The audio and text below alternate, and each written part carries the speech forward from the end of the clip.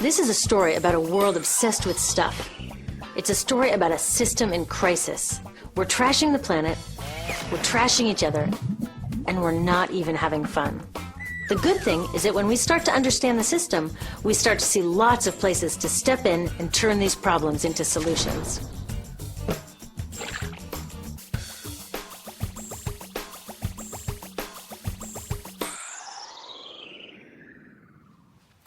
One of the problems with trying to use less stuff is that sometimes we feel like we really need it. What if you live in a city like, say, Cleveland, and you want a glass of water? Are you going to take your chances and get it from the city tap?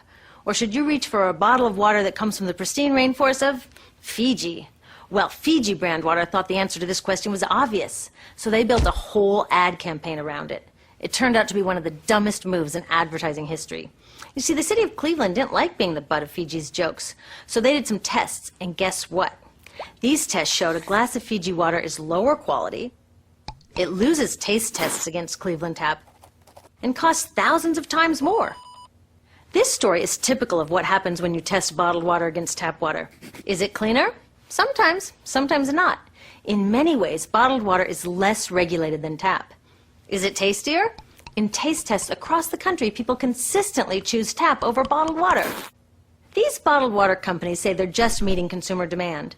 But who would demand a less sustainable, less tasty, way more expensive product, especially one you can get for almost free in your kitchen? Bottled water costs about 2,000 times more than tap water. Can you imagine paying 2,000 times the price of anything else? How about a $10,000 sandwich? Yet people in the U.S. buy more than 500 million bottles of water every week. That is enough to circle the globe more than 5 times. How did this come to be? Well, it all goes back to how our materials economy works, and one of its key drivers, which is known as manufactured demand. If companies want to keep growing, they have to keep selling more and more stuff. In the 1970s, giant soft drink companies got worried as they saw their growth projections starting to level off. There's only so much soda a person can drink. Plus, it wouldn't be long before people began realizing that soda is not that healthy and turned back to, gasp, drinking tap water. Well, the companies found their next big idea in a silly designer product that most people laughed off as a passing yuppie fad. Water is free, people said back then. What will they sell us next? Air? So how do you get people to buy this fringe product? Simple. You manufacture demand.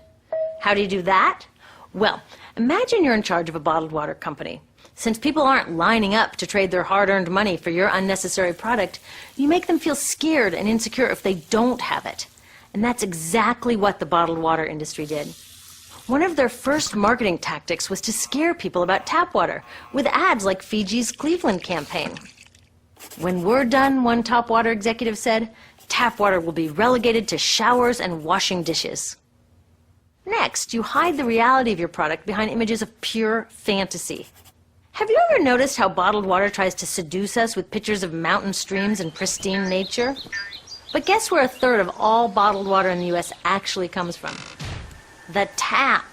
Pepsi's Aquafina and Coke's Dasani are 2 of the many brands that are really filtered tap water. But the pristine nature lie goes much deeper. In a recent full-page ad, Nestle said, bottled water is the most environmentally responsible consumer product in the world. What? They are trashing the environment all along the product's life cycle. Exactly how is that environmentally responsible? The problems start here with extraction and production, where oil is used to make water bottles.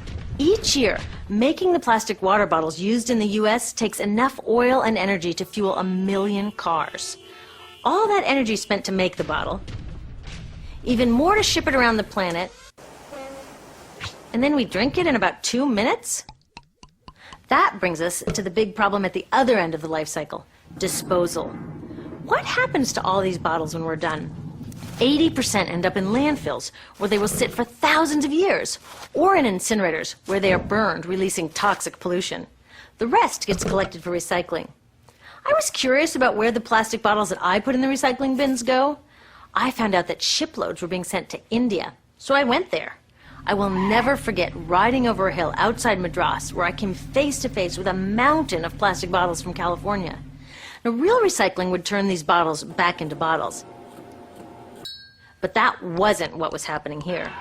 Instead, these bottles were slated to be downcycled, which means turning them into lower quality products that would just be chucked later. The parts that couldn't be downcycled were thrown away there, shipped all the way to India just to be dumped in someone else's backyard. If bottled water companies want to use mountains on their labels, it would be more accurate to show one of these mountains of plastic waste. Scaring us, seducing us, and misleading us. These strategies are all core parts of manufacturing demand. Once they've manufactured all this demand, creating a new multi-billion-dollar market, they defend it by beating out the competition. But in this case, the competition is our basic human right to clean, safe drinking water. Pepsi's vice chairman publicly said, "The biggest enemy is tap water." They want us to think it's dirty and bottled water is the best alternative. In many places, public water is polluted, thanks to polluting industries like the plastic bottle industry. And these bottled water guys are all too happy to offer their expensive solutions, which keep us hooked on their products. It is time we took back the tap. That starts with making a personal commitment to not buy or drink bottled water unless the water in your community is truly unhealthy. Yes, it takes a bit of foresight to grab a reusable bottle on the way out, but I think we can handle it. Then take the next step. Join a campaign that's working for real solutions, like demanding investment in clean tap water for all. In the U.S., tap water is underfunded by $24 billion, partly because people believe drinking water only comes from a bottle. Around the world, 1 billion people don't have access to clean water right now. Yet cities all over are spending millions of dollars to deal with all the plastic bottles we throw out. What if that money was spent improving our water systems, or better yet, preventing pollution to begin with? There are many more things we can do to solve this problem. Lobby your city officials to bring back drinking fountains. Work to ban the purchase of bottled water by your school, your organization, or entire city. This is a huge opportunity for millions of people to wake up and protect our wallets, our health, and the planet. The good news is it's already started. Bottled water sales have begun to drop while business is booming for safe, refillable water bottles. Yay! Restaurants are proudly serving tap, and people are choosing to pocket the hundreds or thousands of dollars they would otherwise be wasting on bottled water. Carrying bottled water is on its way to being as cool as smoking while pregnant. We know better now. The bottled water industry is getting worried because the jig is up.